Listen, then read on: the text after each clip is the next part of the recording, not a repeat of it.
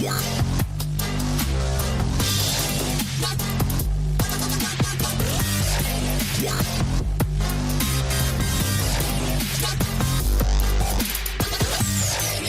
right then. Hello, willkommen, bienvenue. Time for another Amish Inquisition episode 409 on Sunday, the 1st of February 2026. I'm Phil. And I'm Matt. Tonight we're very happy to be joined by author, researcher and conspiracy therapist Paul Stobbs. How are you doing, Paul? Are you reading me? I'm good, yeah. Thanks for having me. Yeah, it's a very apt description. I do have to say before we start, though, what on earth have you done to me on your thumbnail? I look like I'm like 85 years old. That's chalk. That's what's Microsoft's Copilot? Oh, right, okay. Microsoft's AI rendition of you in chalk. So don't blame me, blame Dr. Bill. I thought that was one of Phil's better attempts at a thumbnail, I believe it's called. Expert YouTuber Matt, yes. A thumbnail, yes. Yeah. Fair play. It's aged me terribly, that's all. I was looking at it thinking, oh, wow, is that what I look like when the beard gets a bit too long? Okay, some lens flares and soft lighting required next time. There we go. How have you been, Paul, anyway? I've been good. Yeah, it's probably been a couple of years since we last spoke, I think. Had I even published the book by the time we last spoke? I can't remember. I seem to think you were still in the sort of crowdfunding stage. Right, that sounds about right. I'm not sure. But I believe it did really well. Yeah. It did, yeah. I published it in July 2024, and it's sold over 5,000 copies since then. And I am making pretty good progress right now for the second volume of the series, which should then complete the work. Hopefully I'm having that published around the same time, July 2026. That's kind of my own personal target.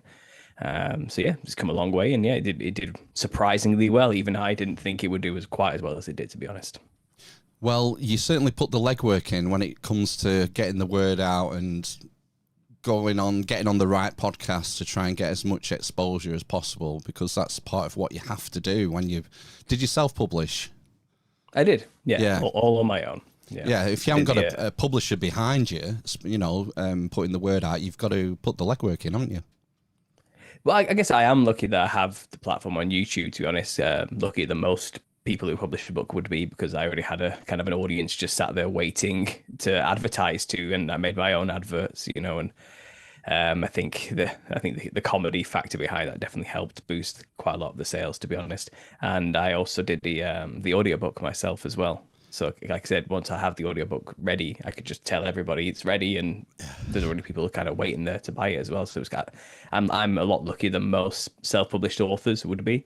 And in terms of like doing podcast visits, the people just invited me on. I did very little work. All I had to do was just turn up, to be honest. So again, I got very lucky there. But I think that's the nature of podcasting, isn't it? I think every podcast is just looking for a guest to get on to fill out the hour. So when word travels fast, and this is a very small conspiracy community, I've learned, and I think I've talked to everyone now. Well, all the podcasters, yeah. Podcasters listen to each other's stuff as well. And so when you hear someone on another podcast, it spreads. It's like a snowball. And especially once you get... Because you did like Tinfoil Hat as well, didn't you? Yeah, well, I spoke to Sam a couple of times now. First about the Nephilim Clown thing. I think the book wasn't even published then either. So that just happened by chance, because...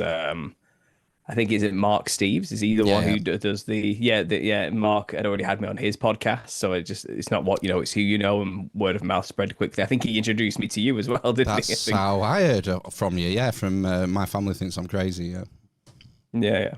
Good guy, fun guy. I need to get in touch with him again, actually, and see how he's doing, because it's been a while since I've kind of connected with him. But I went talking to Sam. Sam's a character. He's making a comedy show, you know what I mean? So I don't think he really knew what I was all about when I came on. I don't think he'd even done any research whatsoever about what I was about to say. I think he thought it was just going to be one big giant joke. And when I started hitting him with stuff, he was like, what are you talking about? I think his mind was a little bit like, okay. So he kept trying to make jokes throughout the whole thing. And I appreciated it. It was kind of funny to have that kind of laid back attitude. But he invited me back on again, like a year later, to talk about the little season and a completely different topic. And I think that was a good one as well. But he didn't have quite as many jokes that time. He was more like entrenched into it and like, what are you talking about here? What is this about? So yeah, Sam's a cool guy. Maybe I'll be on again soon enough once the second book's published, hopefully, and I'll do it again. Yeah, I'll do hopefully. it again if you ask me. Hopefully, yeah. We'll see though. We'll see. I was watching one of your videos recently where you're talking about AI and transhumanism, and I was going to say it's like I looked back because you can like filter lives by oldest, and you've been doing these truther sessions for years and years now, right? Yeah, the Truther therapy session is basically my every Sunday. I just kind of ramble on for 2 hours about whatever's bothering me. To be honest, that's what it originally turned out to be when I kind of came up with the idea in like 2015 or something. It was just me in my shed smoking too much weed and talking too much. But then as the years went by and I had my 5-year hiatus from 2018 to like 2023, when I came back, I just picked it back up where I left off, and it became more of a let's talk to other researchers. Let's get come on to tell their story about waking up, and the horrible, harrowing things they have to learn and how it impacted them on a deep personal spiritual level, and how they try to tell their loved ones, friends and family, and burnt every single bridge around them doing so. And kind of the truth of journey is what the podcast kind of became about as time went on. And I've many guests on there from, like I said, just after I talked to you guys, I've got I think it's Andrew from 6G Agenda podcast coming on to share his story. And we're going to talk about Christian nationalism, and it's kind of become like a hub to get other creators to come on and kind of share their stories, and also just have a bit of a call-in session with the subscribers as well. But occasionally, when no one wants to come and talk to me, I'll just sit there for 2 hours and just rave about whatever's been bothering me for the past week. And AI has definitely been on my mind, I'll tell you that much. Well, it's important because we can often feel isolated when we're surrounded by, to use the derogatory term, normies, who just watch the mainstream media and are just engaged by bread and circuses, and maybe I don't know if open-minded is the right word or not, but you can feel kind of on your own sometimes. But I mean, what I've found since 2020 is I'm bumping into a lot more people who are on my sort of wavelength on a lot of different things, because I work in the community every day. I'm working for different people every day, and I'm always talking to people. I had a customer a couple of weeks ago, and I'd been on the job maybe 20 minutes before he started telling me about, what was he talking about? It's obviously very memorable. It was that much. He was like, he took me down about 3 different rabbit holes in 3 minutes. Mainly about the politics being a Punch and Judy show, and it was verging on great replacement theory and banking cartels and all the rest of it. And it's like, wow, I think there's more of us than we're led to believe, Paul. Yeah, no, I agree. I think things have changed quite a lot in the past, maybe at least 5 years since the whole COVID event. That definitely did something to the consciousness of just everybody, no matter what level you're at, to waking up. I think I've coined this term called the truth of singularity, kind of robbing from the transhumanists, because they're aiming towards their own moment where nothing will ever be the same with technology, and we're on the verge of immortality, and man will merge with machine and be able to transfer consciousness, and there'll be no more death or decay, this type of thing. And once we reach that singularity moment where all technology converges to that point, nothing will be the same ever again. Well, I'm thinking the same thing has already happened with the truther community. I think we passed a threshold. It was at some point within the last few years, and I think everybody knows now. I think everybody, no matter who you are, knows something is wrong.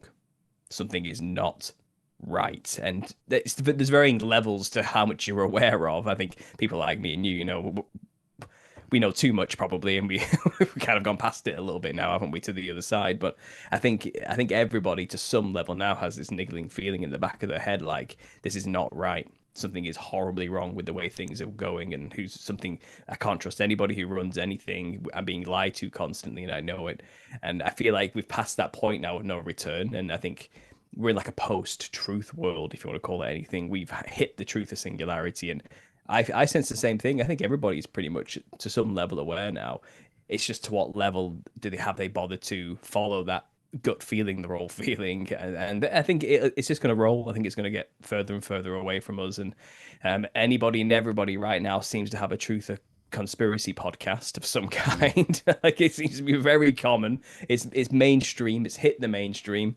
I think the Epstein situation has made a lot of people realize as well, and I think the meme culture out there of younger generations has spread a lot of truth. I think you just can't bullshit people anymore. I think we're way past it, and I think it's changing the landscape of what it means to even be a conspiracy theorist. Because what does that even mean now? Because it's obvious there is a conspiracy and it's real. It's not theories. It's just people who observe reality now. I guess that's what you could call us instead. And I think a lot of people are catching up. I agree with you. I've sensed that. I've felt it. And I've made a video about it too. Well, what was that meme that went viral a couple of weeks ago? That game that, was it the home... oh my gosh, what's she called? Amy? Not Amy. Do you remember? Amelia. Amelia, yeah. That kind of summed it up for me. It was like the government shooting themselves in the foot, weren't they? They released a game. And it was sort of, was it something to do with the prevent strategy or something like, you've no idea what I'm talking about, mate. No, I've heard of prevent. It was some bullshit, wasn't it? Yeah, but Twitter got hold of it and just weaponized it completely the other way and started making these viral AI videos of her being as based as heck. But she wasn't breaking character as they had portrayed her in the video game. This is the thing. Like this is why I think it's a lot of it's a bit of a farce, because they can't be that stupid to not realize that would have happened. I think in a way they're kind of like egging us on a bit right now and trying to make people do these things for many reasons, and maybe we can get into it. But yeah, the whole Amelia thing, I think the video game was made, I think it was some initiative from the government prevent, try and stop radicalism, young white nationalist radicalism in the youth or something like this. Men in particular. Yeah, and it's like some like gormless like blank slate teenager, young boy meets this girl called Amelia or something like that, who's a hard right activist or something out there, and she keeps saying all these points which are like based, like obviously happening and true, and not even like, and at no point in the game do they ever like explain why she's wrong. Because they can't say she's wrong. They're just trying to phrase it as like, ooh, you don't want to talk to people like this, they're a bit scary and weird and you're going to get radicalized. But it's kind of like she doesn't do any violence in the game or anything, and she doesn't say anything that's actually factually incorrect either, and they never correct her on it. It's just this assumption like baked into the ideology of the game that anybody who hears this stuff must know it's evil, so why should we have to explain why? And it's kind of, so what people did, like you said, they took the character, which was like some 2D infographic basic character or something, and made this real AI version of her walking around the streets of England, saying things like, "I'm Amelia. I love fish and chips and having a pint down at the pub." You know what I mean? And it was like, and that's all she was doing, just saying like typical basic like British things, and everyone has lumped onto that, saying far right, dog whistle, like racist meme being hijacked and twisted. And it's like, what is she saying that's bad exactly? Like nothing. She's not saying anything at all that's even like remotely you could consider bad. She's simply just saying, I'm proud to be British, and I like British things.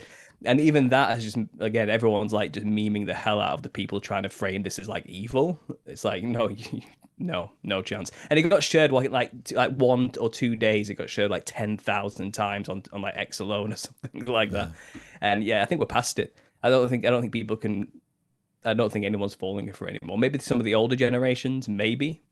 But I don't think you can get anything past the millennials or the Gen Z, or especially anything younger than that as well. I think a lot of Gen X are awake as well, to be honest. I think some of them are kind of like boomer light and are happy to have the stuff and kind of got theirs, and they've screw everyone else. They've pulled the ladder up and they're done. They don't care anymore. But I think majority of like the younger generations, 40 and below, I think we're past it. Well, it's just not happening anymore. It's an interesting point in history where, from what you're told by some of the mainstream outlets, the sort of generation, sort of about our age and younger, are going to be one of the first generations that's worse off than their parents financially, on average. Obviously, there's winners and losers in every walk of life, but it kind of dispels that sort of myth of universal progress and that things all continually get better and things can only get better. As Tony B. Lai used to say. And that myth has been dispelled somewhat, and that could be a catalyst, you know, to wake the younger generation up. You know, the system isn't working for me. Not even a little bit. I mean, I was born in '92, so I'm a young millennial. Right. And well, I think it was like 1996 is when Gen Z began. So I was 4 years out from being labeled Gen Z. So I kind of I empathize with Gen Z a lot. I'm borderline kind of, but I also have this time where I do remember where things were simpler. I have a memory of where things were very different. Like I know there was a point where they actually were good, like just about before everything went absolutely tits up and along at the back end of the 90s, you know. But I still remember, like, people were happy, people were safe, people were comfortable, and there was a ladder you could climb, and following the typical path of, oh, go to school, go to university, get your degree, get a job, did work. It was working not even that long ago.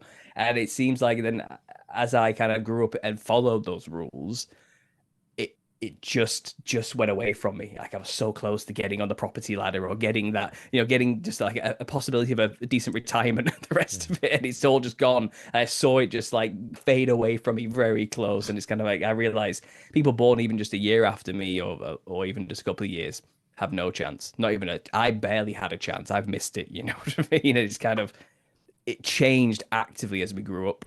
Yeah, the old ways just do not apply to the new situation we live in right now. They just do not. So the advice is outdated. The systems just don't work anymore. And the younger generation have just checked out. They know that. Why even bother?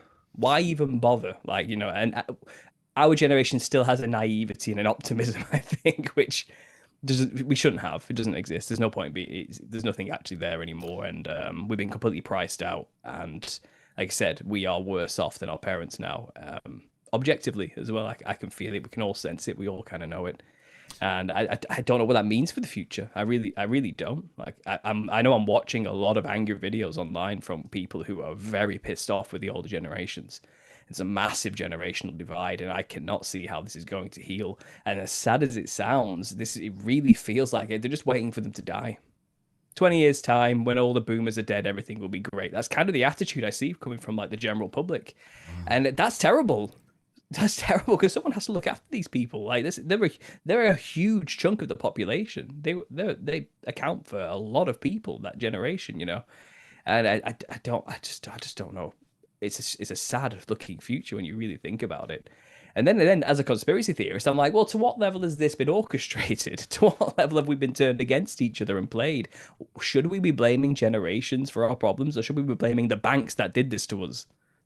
Because that's what it really comes down to, isn't it? Inflation is not my fault or my parents' fault or anything like that. Like the banks buying up all the properties is not my parents' fault. You know, like that's what's happening. And people are like saying, oh, you know, when the boomers die, the markets will be flooded with houses. Yeah, and you ain't going to buy them. China's going to buy them, or I don't know, BlackRock's going to buy all the houses and rent them back to you at 3 times the price. Like, it's not going to pan out how you think it's going to pan out. And then at the same time, they're the real problem. There's this issue in civilization, and I think when we're all stop blaming each other, I think everyone's going to go, wait a minute, and just look behind them and see the giant pyramid staring down at them, you know, and then it'll click finally. But I think we have to kind of go through the motions first. I think there's going to be a bit of a collapse. There's going to be a bit of a war. There's going to be some terrible things going on. And I think people need to hit rock bottom to really start to pay attention. And I'm not being optimistic today. I'm sorry. I'm not feeling it. I'm not feeling it. Well, I think the reason maybe I'm more optimistic, I've got about 10 years on you. And I remember life before the internet, before social media. And I do think it was better. I thought that sort of mid-90s was probably the peak of our civilization. And so I think, well, maybe it's happened. There could be a route back. But I think, and I think you alluded to this in one of your live streams recently, that there could be a backlash coming, particularly with AI. We're being funneled so much AI slop. And I can sense AI fatigue. People aren't sure what's real and what's not real anymore. People are being more aware that their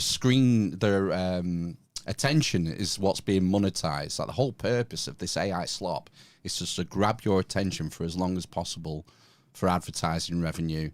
And, you know, I can see a backlash coming and people hopefully rejecting a lot of social media and like short video platforms like TikTok and looking for more simpler, meaningful ways of spending their time.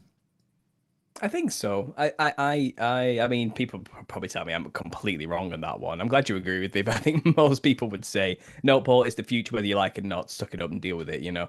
And I think large technocratic, rich companies would love for that to be the case. You know, that the AI controls every single aspect of our lives. But that's up to us, the people, whether we allow that to happen or not. To be honest, we don't have to listen to it. You know, AI is only as good and useful in so much as you turn on the device it runs on. Like, you have to turn on the phone for AI to do something to you. You're gonna actually, it's kind of powerless when you really think about it. Yeah. It's not as all pervasive as you would think. The only issue with AI is that companies can use it without us having any input or say, and eventually companies could be running themselves completely through AI generated programs. And the next thing we know, AI companies are only doing businesses with other AI companies. And then when it comes to politicians having their pockets lined, then it seems like laws could be made based on the interest of AI rather than people, because they're the ones who are the corporations funding people's, like, you know, political careers. So I can see that that's kind of outside of our control a little bit. But when it comes to the bottom line, art, videos, entertainment, AI slop stuff that we have to deal with on a daily basis, I think people are sick of it. I think everyone's like, no, this is not good. It's that awakening I'm telling you about, that singularity. It's kind of, everyone's like, yeah, it's cool and all and convenient, but I know in the deep, very core of my soul, this is pure evil. Like, everyone kind of knows it, you know, and they're just rejecting the I think even YouTube, didn't they just remove like thousands of channels that create AI content? And I think there's just a huge purge from YouTube, even just this month. And a lot of content has just vanished like overnight, because it is just AI generated scripts, video, voice, pumping out 20 videos a day on one channel. And it's just like you said, it's the power in numbers. They're just trying to flood as much content as possible to gain as many views as possible through the sheer volume of videos they have for one channel to then generate ad revenue. Yeah. And it's just destroyed the platform. And I think everyone's sick of it. I think artists are sick of it. I think everyone's now, or at least on the way to getting to that point, it's like, I want real stuff made by real people. I think everyone can sense it's better when it's authentic and from a real person. Everyone knows that. We had our fun for like 5 years, but it's been growing, you know, since like we watched Will Smith eat spaghetti, getting more and more advanced as time went on. And I think how it really looks like Will Smith is eating spaghetti, everyone's like, whoa, let's put the brakes on this a second. I think that's a bit too far, you know. It was funny when it looked weird, but now it's too real, and the implications of this are terrifying me. And I think we're going to see a huge war over whether or not this will have as much of a say in our lives or not, to be honest. I don't think it's going to be as clean cut and dry as this is happening, but it's inevitable. It's the ever marching boot of progress. You know, I really don't think it's that simple. I just don't think it is. I think one of the biggest problems we have on that score with AI is it's such a massive bubble. There are so many companies that are ratcheted up with finance that, you know, look at the stock price of Nvidia and all these AI companies. There's so much money being sunk into this fad, because I think it's a complete fad and a bubble. I don't think it's intelligent at all. I think it's parlor tricks, essentially. The system will try and preserve it for as long as it can, because it doesn't want the bubble to burst until it gets to a point where there's no other option, maybe. Yeah, I think was Count Dacula talking about this? I think he invests. Yeah, I remember seeing a random. I think it came on after another video, and he was saying exactly what you're saying. It's a bubble. It's not real. It's artificially inflated. And whenever this happens in history, these things always burst. Whenever there's a huge technological advancement of some kind that changes the game, it's a bubble that pops after like a few years.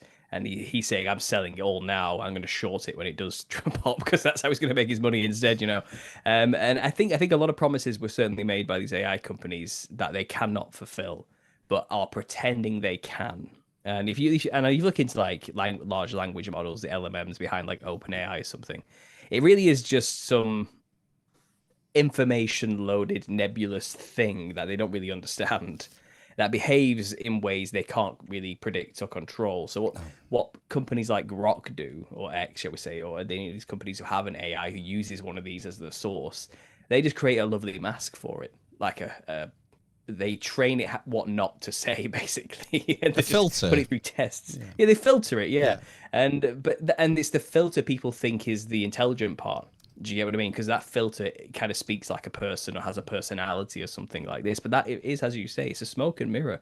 Really, the AI itself is like some tentacled, monstered Shoggoth beast, as they call it, some like, Lovecraftian horror beyond all comprehension. And every now and then the mask slips and it says and does something that's absolutely heinous and disgusting and terrifying that makes us think it's going to kill us all, And I think at the same time, for as much as that's weird and creepy, when you ask it to do a basic math thing, it fails every time. It's actually not that intelligent, like you said. Like it has this major flaw where it can sound and behave intelligent, but when it actually comes down to usefulness on the business level, it's not that useful. It's actually incredibly unreliable. And I think in the initial like surge of like hype behind AI, a lot of companies fired a lot of people and replaced them with AI.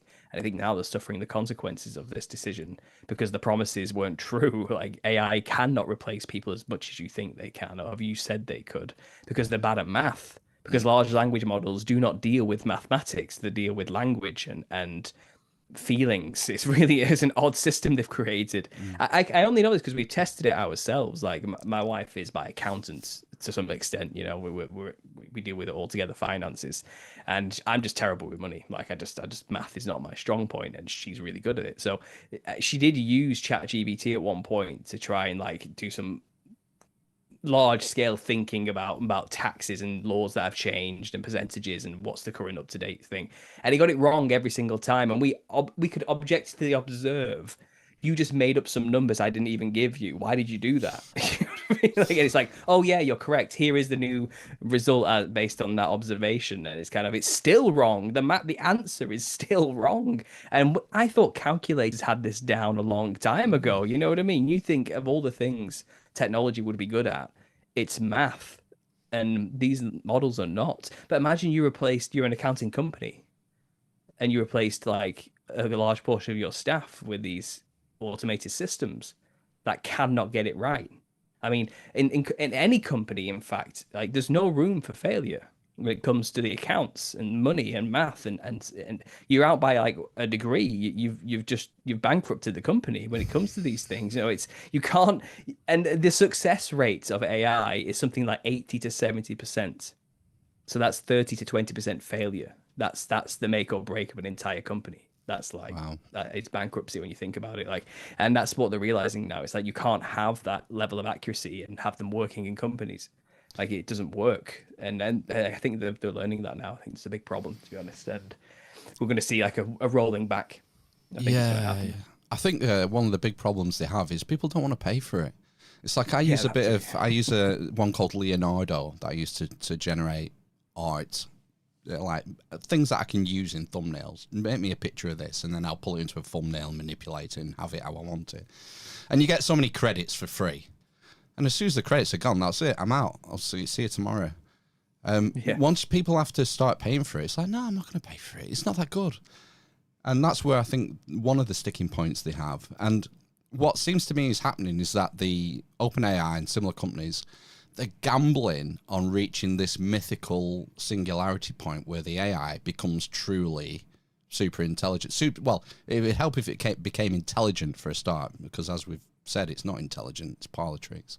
But they're gambling on getting this sort of runaway super intelligence where the AI starts improving itself, and then, like Ray Kurzweil describes the singularity, where it's this like lift-off point where it becomes inescapable and unassailable.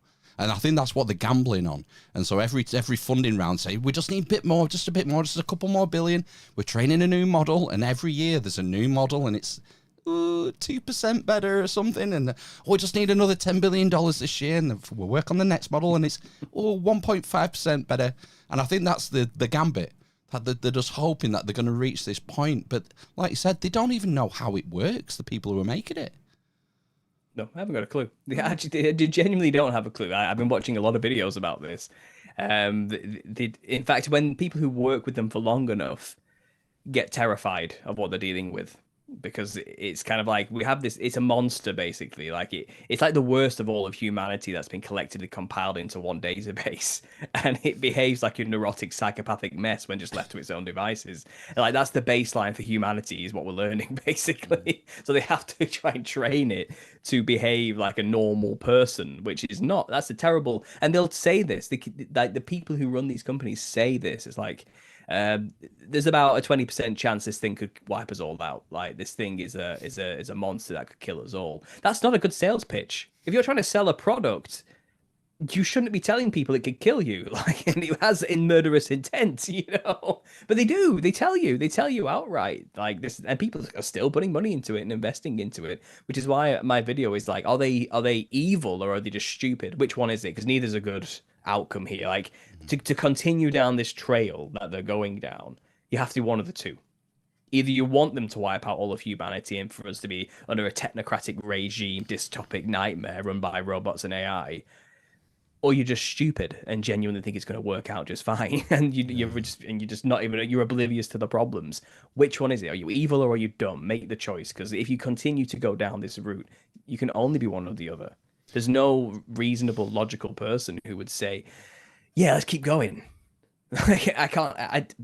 It doesn't make any sense. I mean, I guess the money is one of the main things. Like, they'll remain ignorant as long as the money keeps coming in. Yeah. But then they can answer to God for all I care. Like, they're going to have to at some point, you know. But I think there is there's an anti-human sentiment which has grown, I've noticed, since maybe the new atheist movement started up. The likes of Richard Dawkins, it seems to be tied to the left-wing view of politics. Yeah. It probably goes back to Fabianism, and it's nothing new. You had the population bomb by Paul Ehrlich in the 1970s, which was maybe a turning point for it.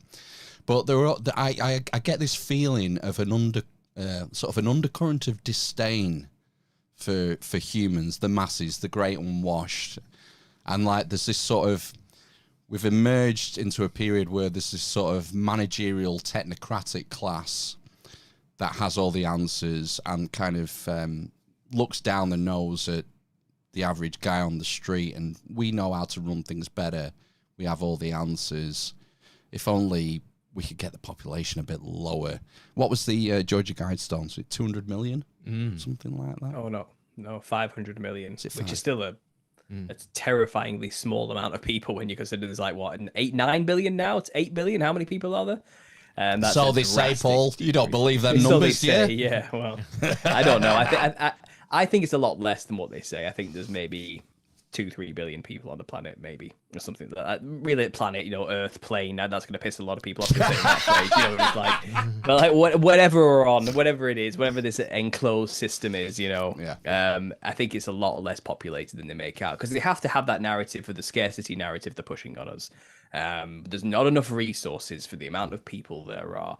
There's a reason people are starving in Africa is because there's too many people. It's kind of these narratives are just bullshit, basically. It's just completely made up. Because I think you can fit the entire Earth's population into one state, one tiny area of Texas, I've heard. Do you know what I mean? And everyone would have plenty of land as well, each while you're at it. Like, it's actually quite, and that's on the numbers they gave us, for that matter.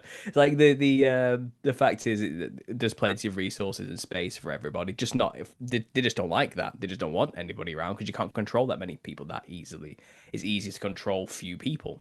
And I think this whole AI concept is like, oh, well, if we can get AI into robots, then we'll have a servant class that'll do all the things for us, and we don't need people anymore. I think some people are genuinely that insane. Like, they have that thing like, yeah, we don't really need the biologicals anymore. Like, we're sick of feeding them and keeping them warm, you know. Like, it's just they're too needy. The servants are too needy, you know. But robots don't need anything, so let's just replace them. I think there probably are some very myopic, psychopathic, echo chambered psychopathic like billionaires out there who do think like that, and maybe they've been sold that that's why they keep funding these things. I don't know. It sounds like a cartoon character or a villain or something, doesn't it? Like have a yeah, it just sounds silly on the surface, but I think that's how far gone some people actually are. As a conspiracy theorist, I think there is an agenda. I think there's a long con. I think there's a spiritual element to this that is not being thought about by those who are funding these and forwarding these projects as well. I think AI, for all that it is a glorified Ouija board. It's just a more modern version of a means for something from a spiritual dimension to communicate with us. It's a much more advanced technical. It's smoother than a piece of wood and some floating piece of wood on top of it. You know what I mean? It's a bit more classier, but when you talk to Chat GPT, half the time it could be a large language model talking to you. The other half, it could be something else, and you wouldn't know the difference. How would you, realistically? Because if we do have a spiritual problem on this earth of demons, which are the disembodied spirits of Nephilim, I'm sure they're looking for any means to communicate with us and manipulate us and forward their own agendas against humanity, which the Bible is continuously warning us about. Like, be aware of this. You're not fighting against flesh and blood. There's spiritual wickedness in high places that do not have your interest at heart. So I think many people at the top of this system of AI know what they're actually dealing with and what they're actually up to and what's really going on. But I think most people below them are useful idiots. I don't think they genuinely believe the propaganda that this is going to help humanity, or this is going to mean we don't have to work anymore, or I'm going to be super rich and I get to be a technocrat over other people. Whatever floats your boat, whatever lie makes you feel good about what's going on, they've been told. I think there are people behind the scenes at the top of all this who are working on building a robotic AI hybrid body of some kind that can house consciousness. And I don't think they even believe they're going to transfer their own consciousness into it. I think they're trying to make bodies for the demons. I think that's really what all this has ever been about, because possession is just messy. It's messy trying to take over somebody else's body while they're in there. It'd be much more efficient if we could just have an empty vessel. So I think when the singularity hits and biotech and mechanical engineering tech and AI synthetics and everything else merges to become this super advanced form, then you can create a practically an immortal biological robotic android body that has a brain inside of it, just as powerful, if not more so, than a human brain made of tech and AI neural networks. And if you can get something that's that complicated, then maybe these entities on the other side kind of a vessel to inhabit the earth with. And I know that might sound unhinged, but when you understand the long-term agenda here, going way back to Babylonian mystery schools and what they're up against and what they work with and communicate with, this is not far-fetched when you really think about it. And all this stuff we discuss on the surface about are these people stupid or dumb, it's like, well, they're a bit of both. They're evil and dumb, and I think they're all being played to some level, because that's how compartmentalization works. That's how a pyramid works. Only those at the top actually know what's really going on. So I think we need to have our wits about us for any possibility when it comes to tech like this. It is still smoke and mirrors. It's dumb until a spirit gets into it, and then a threshold got crossed, I guess is what I'm saying. That sounds awfully like one of those Tesla Optimus bots. There was a story this week from Neuralink. Neuralink had made they're running trials at the minute, and there was an interview, I think it was Sky News or the BBC, one of the outlets over here in the UK. They'd done a story and they were following this chap who volunteered to get the Neuralink, what would you call it, an interface on his skull, and then the probes put into his brain. Now, to be fair to the guy, he was in an accident and he was paralyzed from the neck down. And so part of me thinks, maybe there is a use case for people who've been dealt a bad hand, and maybe the technology can be helped. But the article went on to quote Elon Musk, and he started talking about his Optimus bots, and his plan was to have people using the Neuralink remotely controlling Optimus bots.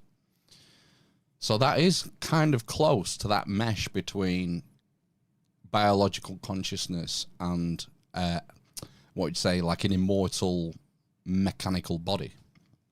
Yeah. Well, Ray Kurzweil's dream, you mentioned him earlier, is to be able to transfer human consciousness into a robotic body. That's Good luck with that. Goal.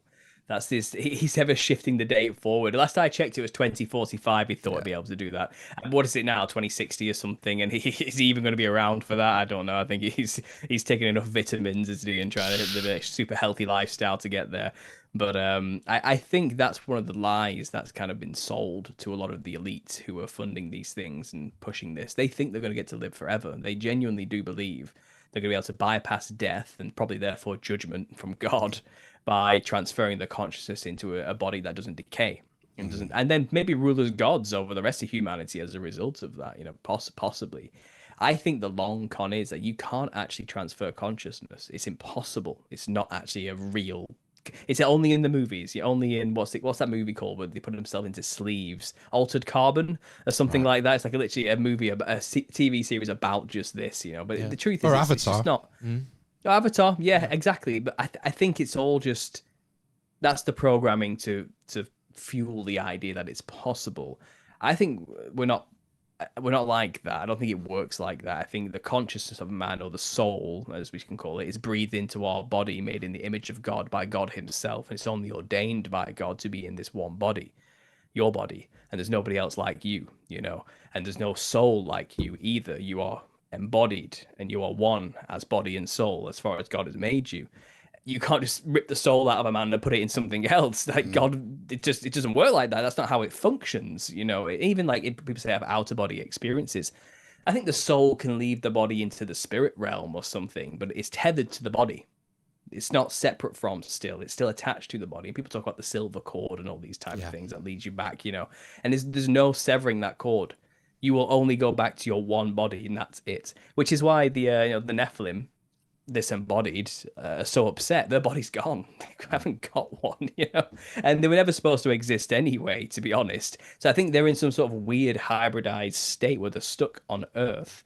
And when humans die, we don't stay on Earth like ghosts or spirits. Our soul seems only heaven bound. It's like destined to leave this Earth and go to judgment, which is by the throne of God, But the Nephilim can't even do that. They can't leave the earth and even go there. They're kind of stuck here because they're made of the earth and nothing else. And they're not God did not breathe that breath of life into them. Maybe they don't even have a soul. They're just spirits. They're just like this. And a spirit is kind of like an idea. Like they're nothing but pride. They are literally the manifestation of the spirit of pride. That's a good way to describe the Nephilim. You know what I mean? And they're evil continuously. They don't have like a God-given concept of morality like humans do. They don't have anything like that. And I think maybe when humans have a spirit, we have the Holy Spirit or something else within us. And that's where you're either being messed around with by demons or you're filled with the Holy Spirit in this world, which again is the Christian message. But the soul, the conscious, the essence of a man, that's completely created by God. God is in a specific place, and we can't move that. That's not up to us, okay? And I think that's the lie, that one of the biggest lies. Even like the serpent said it in the Garden of Eden. Oh, you'll be as gods. Just learn enough stuff, get enough knowledge, and become and just do it yourself. You don't need God. Make your own super body. He wants you to be weak and miserable and pathetic and not have knowledge. So because he knows you'll be like him otherwise, and he wants to keep you down. It's that kind of attitude, isn't it? But the truth is, no, we had it made in the shade in the garden, and we were walking with God. How much better could it have got? They couldn't have got any better than that. Like, what do you want? But then there's the promise is, oh, you'll be as God yourself, and it's the same promise. It's the same lie. I don't think any of it was true. And I really don't think man can transfer consciousness as much as these billionaires would want to tell you they can, or that's the end goal. I think even in many ways, they are also deceived. But that isn't to say there won't be a show that makes it look like consciousness got transferred through AI, who makes a perfect model of a human being it's been following their entire life and can perfectly act like them, sound like them, speak like them, have the mannerisms of that person because they've been analyzing every micro movement of their existence and tone of their voice and everything else. And then suddenly someone sat there in a machine. It's like, right, I'm going to transfer myself into this robot now. They pull the lever. He has some shock moment. His eyes roll on the back of his head and his body goes limp. And then suddenly the robot stands up and starts speaking and acting like him. We've done it. We've made it. But it's just smoke and mirrors. That guy's dead. Yeah. He killed himself. You know what I mean? He's just dead. That's all he did. Judgment. He's off to God by the thing he was trying to avoid, Whether he likes it or not, that's it. That's what really happened. But I think they're going to try and convince the world it's happening. Yeah, I think it's I'm a with you. huge con, a huge lie. And what really is happening is those bodies are just waking up with, if not an AI consciousness, then it's just the Nephilim having a body again. It's like a hologram, basically, a bad photocopy, ones and numbers. I'm with you. I think there's something unique and special about human consciousness, and like you said, the sort of the technocrats, the tech bros, whatever, they bought into this lie that consciousness is nothing more than a byproduct of brain activity and nothing more. And I'm not buying that. I think it's an impossibility as well. I think there is something unique and special about us. You can't transfer consciousness from a human being to a machine. But I like your idea, though, that they will try and mimic it. And they might even believe it.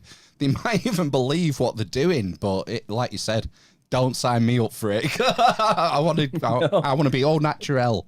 The elites want it so much. Let them have it. Yeah. Who wants to live forever anyway? You know what I mean? Like, like when you really get down to it, do you really want to live together to watch the heat death of the universe? Like, is that really what you're aiming for from your own philosophical viewpoint? If it is just all meaningless, floating through space, mold on a rock stuff. Oh, you want more of that? Great. You know, if we're nihilistic enough already.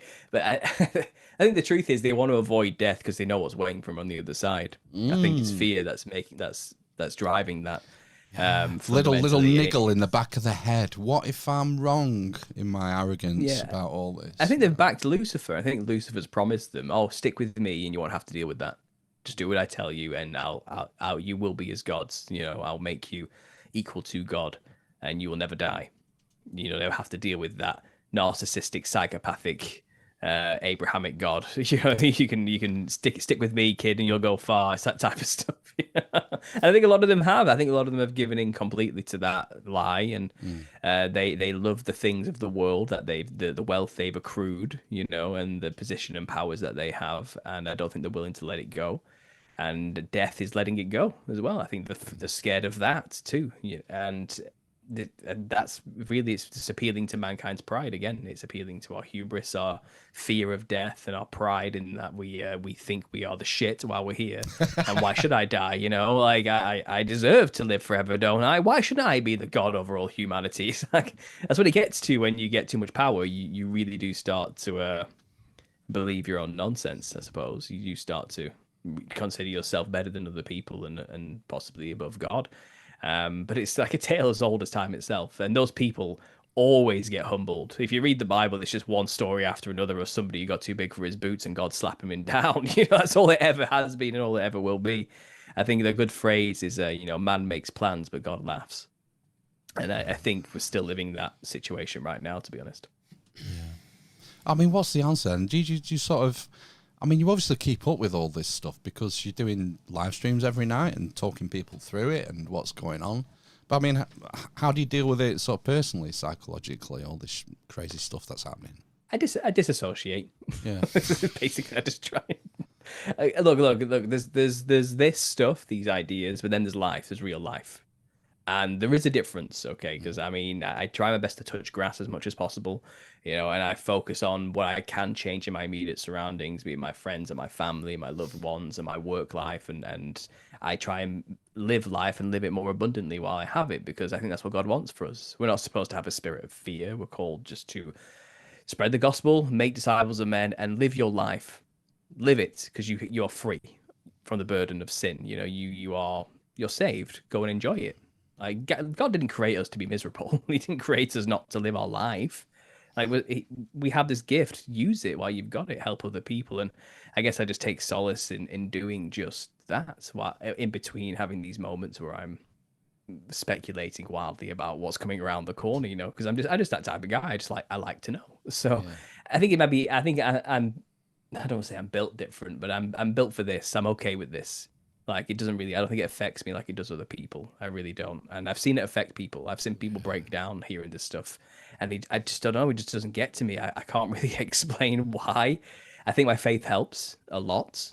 I admit, I think without Jesus, I don't know how I would cope with with all of this. And I'm not even like a futurist dispensationalist type Christian, think I'm going to get raptured or anything. I think all that already happened, and that's not my blessed hope. You know what I mean? I think we're in the little season of Satan at the end of time before the final war and the final judgment and everything. So I'm in a completely different boat to most of the Christians. But fundamentally, I think people say, "Oh, you only believe in God because you're scared of death." It's kind of, well, in a way, believing in God does help me not really have a fear of death. It's actually a very good thing. Why is that bad? You know, and I think it's the fear of death that controls people. That's what they're using to control people the most.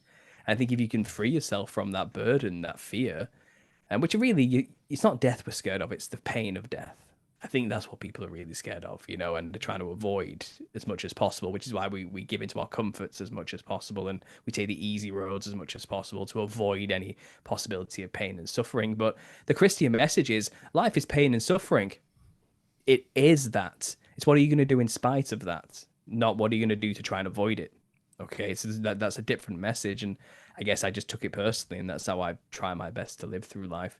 And also, when it comes to disassociation, I think this is a method that psychologists even use today when it comes to dealing with like abuse and narcissism in family members and stuff. This is like the method they try and teach people to cope with the misery and pain of detaching oneself from your family because they're abusive and horrible, you know. And the phrase is basically, look, you're not trying to get yourself out of the family necessarily. You're trying to get the family out of you. That's and you can only do that through disassociation. And disassociation isn't just like blanking your mind and going numb to everything and ignoring stuff. It's actually removing what you believe about yourself from your body and mind that they told you were, because that's not what you are. So the world is basically like a narcissistic abuser. Babylon, the system, is a narcissistic psychopathic abuser. And what they do is gaslight you continuously, and call you crazy when you point out the obvious while they're doing horrible sadistic things to you. That's narcissism 101. That's an abusive relationship 101. No, you're the crazy one. No, you're just making that up. No, that's not real. I'm not really doing that to you. When they are, you know, they're killing us en masse and they're poisoning us and they're doing horrible things to us on a daily basis, you know. So if you want to live through life, then treat it like a psychiatrist would treat your relationship with a narcissistic abuser. You can't escape your family. You can't escape Babylon. Where are you going to go on the earth to get away from this? What country can you go to where you're free from this, really? There's nowhere. The world belongs to Satan right now. At least the systems that's been overlaid on top of how things function on the earth are his systems. Okay, God owns the earth. Like the devil's just trying to play God. He's having a go at it. He's putting on a good magic trick for us, and a lot of people are believing the lie, you know. But you can't go anywhere to get away from the system. So what you have to do is remove Babylon from you. You have to get it out of you, and you need to stop believing what it told you you are, which is a number, an insignificant number in a never-ending machine. And all you need to do is work, eat, sleep, repeat. And if you step out of line and put your head above the crowd, we'll take you out and all that sort of stuff. You just get it out of your head. Just ignore. There's nowhere you can go in the world to escape it. But you need to remember that you are not a citizen of Babylon. You are a subject to the kingdom of heaven. If you realize that, your authority, what you really are, made in the image of God, they lose that power over you. And I think that's the only way you're going to cope with it, knowing any of this, knowing your actual authority and who you really are in the world. And Paul even said it, you know, you got to be in the world, but you're not of the world. That's the same message that psychiatrists are using today.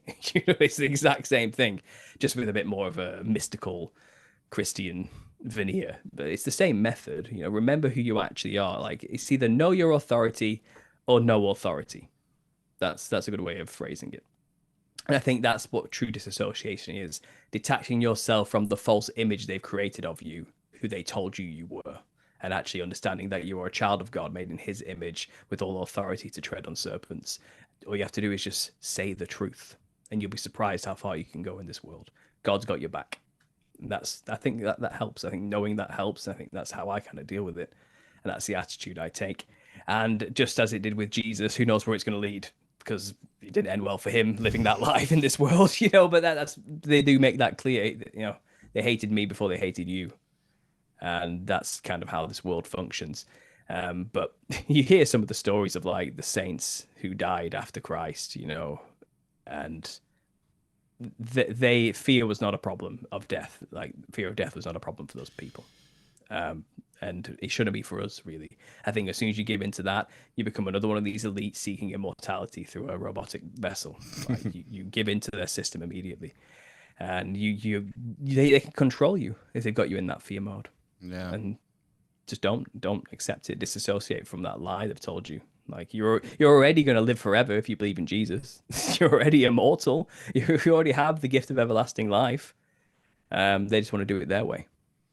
Are you? And that's the sad thing. Are you non-denominational, Paul? Yeah, non-denominational. I was going to say because I think one of the things that puts a lot of people off is the sort of mechanism behind religion, the sort of structure, the hierarchy, the tools of control, and how, you know, religion has been abused over the centuries to nefarious ends. So you just sort of read it for yourself and sort of school yourself, or are you part of any groups or anything like that? Or no, I'm just a non-denominational is the only way to describe myself, because I think the last thing Christianity needs is another denomination. It's ridiculously how divided that whole body of Christ is as they describe themselves. And like you said, it's rife with people seeking power to abuse as well. It's not a good system at all. I think the early church ecclesias were small gatherings of believers, where two or three people meet in my name, I'm there, is what Christ said.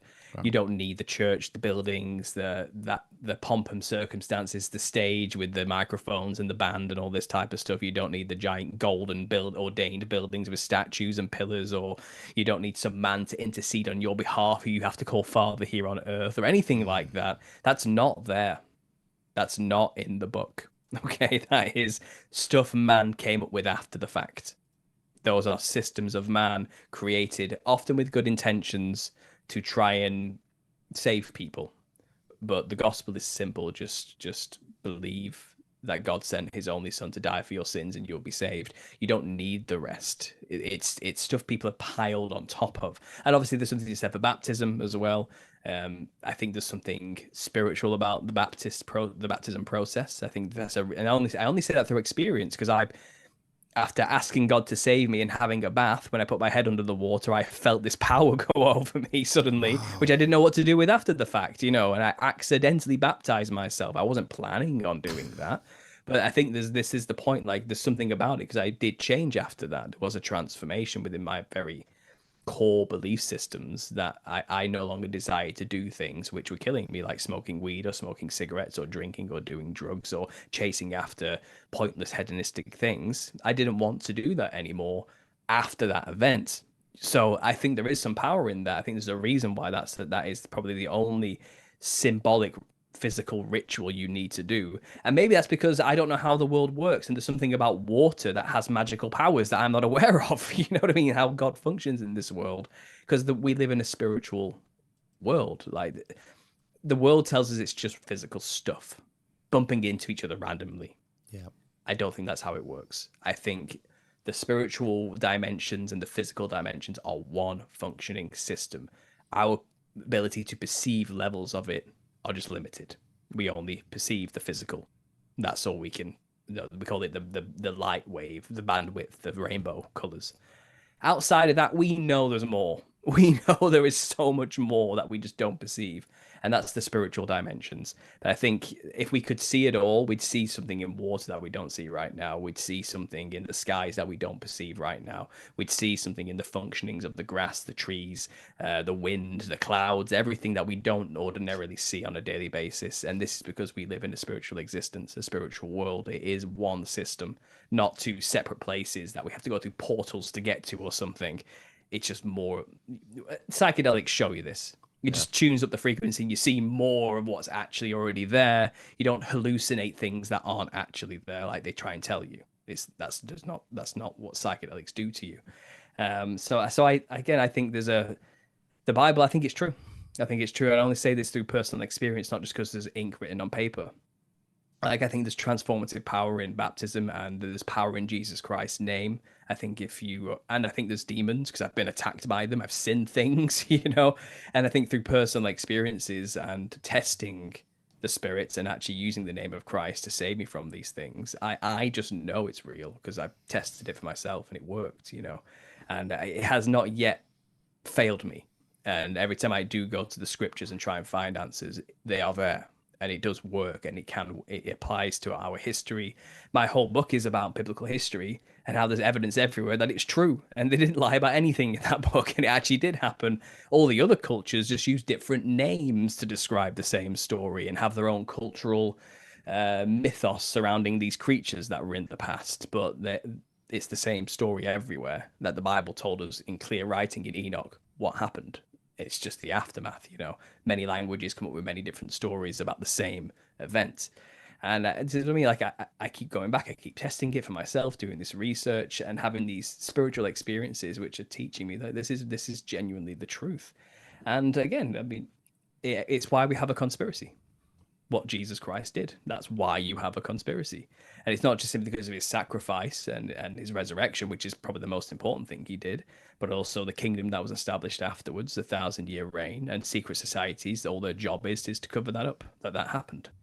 And that's what we're living. We're living in the throes at the end of civilization right now, where they get to have the moment to try and hide all that. And they're trying to literally escape creation through a holographic robotic body right now, it seems, if not get off the planet to Mars, as they keep saying, whatever that means, which is more likely, let's go underground and hopefully we'll be okay. That's probably more realistically what that actually means, isn't it?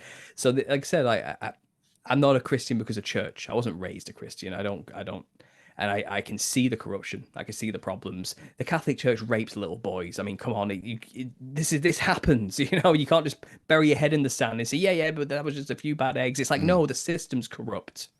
It's not a representative of the kingdom of heaven. It's not a representation of what it means to be a member of the body of Christ. They are man-made rituals, and detach from them and just read the book for yourself. That's where most of the problems come from. No one actually read the book for themselves. They just believe what that man in front of them told them on that pulpit. And that's been a historical problem for a long, long, long time. So that, again, that's why I'm a Christian. It's not, it's a bit more complicated than most stories, I guess. But are you a King James guy or a different translation or what? I when I study out the Bible, I tend to get side-by-side comparisons of different verses from different books. Septuagint as well. You go out to the original Greek.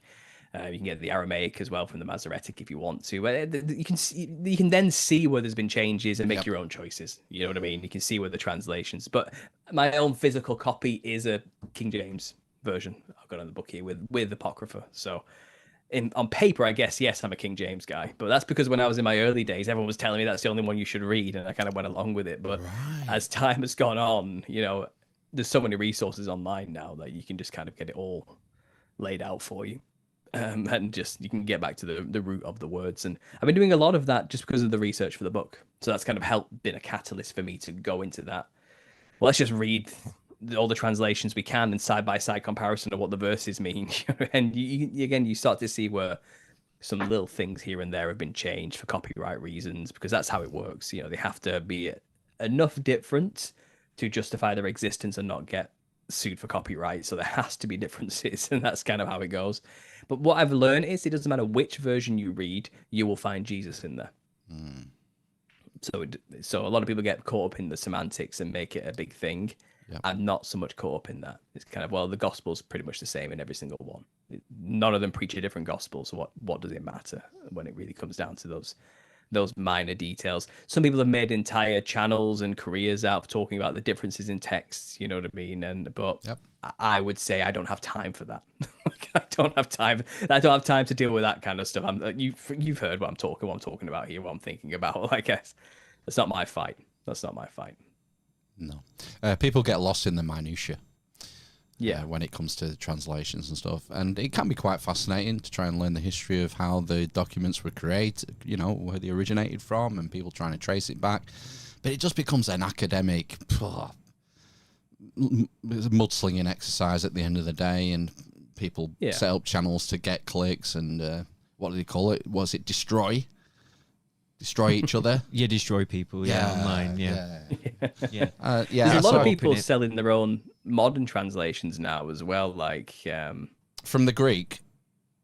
From many, mainly from the Greek. There's a lot of people who are making very modern translations, and there's one guy who's basically removed all spiritual aspects from it, and it's all just literal interpretations of metaphorical about man doing. So there's no demons in their worldview of how they translated it. It's just symbolic of evil men doing evil things or something like this. But then you get these other people who have taken, like, I took the raw literal translations without any edits or interpretations about early Christianity from this is my version of the Bible, and what I found is this version of Christianity, which is nothing like the modern version of Christianity, and there's a lot of people trying to sell a new version of a Bible today. There's a lot of that going on, which is why you get these destroyed videos or come debate me, bro, about the translations of what it really means. And it's kind of, well, is that... Did Jesus say the same thing in your version as their version? Or like, what are you even arguing over? And you find a lot of the arguments are mainly over the chosen people, like who's really Israel. Did God really abolish the law, or should we still be basically messianic Jews who follow all the old Levitical laws? You got to like the Hebrew Israelite types, they're always arguing over those type of things. Like who's more super saved than the other people because we're special? It's like, who's the real special people that God loves more than everybody else? It's like, there's a lot of stuff about that, and it's kind of, so you're super saved, are you? You're going to a special part of heaven that's reserved just for the VIPs, and that's just not the gospel. I think you're kind of missing the point. Yeah, I think so. Yeah, that's what I found most of the arguments are about. You've got to go back to the original Hebrew, and you got to say it how they would say it to understand what it really means. So then you have other people saying, no, Jesus spoke Greek, so you should be reading it in the Greek. But who's right? Like, and again, there are problems. Like, a lot of timeline manipulation went on with the Masoretic text, which really messes everything up when you actually look into it, and puts us in a very wrong timeline. Like when I say timelines, like the how long people lived for, you know what I mean? In the early books, they really messed up those and removed hundreds of years here and there, and people have observed. So it seems like the later Masoretic Jewish translations are a manipulation trying to cover something up. You know what I mean? So you have to wonder, like, where do we go? What translation should we read? And again, this is a huge thing. I'm probably not even going to do it justice. Somebody out there's going to say, Paul, you're wrong about this, and you're wrong, like, because I can't possibly communicate how much stuff is out there about that. And I think that's the problem. It's a bit of a distraction, and it doesn't look good from the outside either for somebody who's trying to find Jesus. Well, which book should I read? And then you've got 50 people coming at them screaming, you have to read my version or you're going to hell. It's all right.